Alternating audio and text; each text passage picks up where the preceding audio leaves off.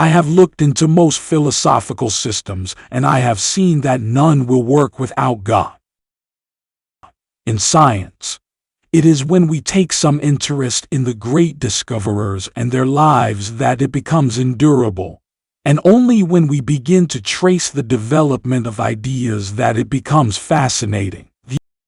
The only laws of matter are those that our minds must fabricate, and the only laws of mind are fabricated for it by matter. True logic for this world is the calculus of probabilities, which takes account of the magnitude of the probability.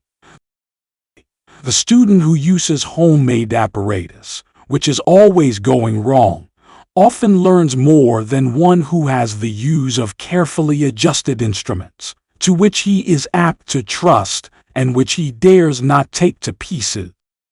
In every branch of knowledge, the progress is proportional to the amount of facts on which to build, and therefore to the facility of obtaining data.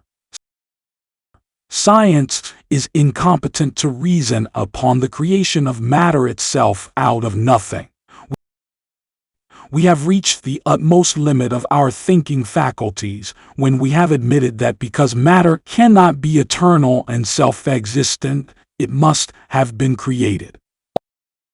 All the mathematical sciences are founded on relations between physical laws and laws of numbers. It is a universal condition of the enjoyable that the mind must believe in the existence of a law, and yet have a mystery to move about in. The equations at which we arrive must be such that a person of any nation, by substituting the numerical values of the quantities as measured by his own national units, would obtain a true result.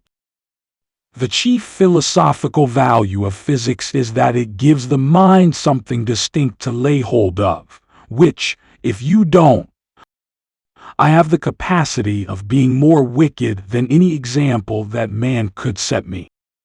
The second law of thermodynamics has the same degree of truth as the statement that if you throw a tumbler full of water into the sea, you cannot get the same tumbler full of water out again.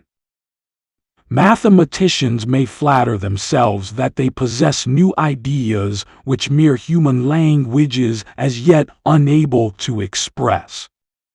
It is of great advantage to the student of any subject to read the original memoirs on that subject, for science is always most completely assimilated when it is in the nascent state. It was a great step in science when men became convinced that, in order to understand the nature of things, they must begin by asking, not whether a thing is good or bad, noxious or beneficial, but of what kind it is, and how much is there of it. Heat may be generated and destroyed by certain processes, and this shows that heat is not a substance. I have also a paper afloat with an electromagnetic theory of light, which, till I am convinced to the contrary, I hold to be great guns. Gin a body meet a body, flying through the air.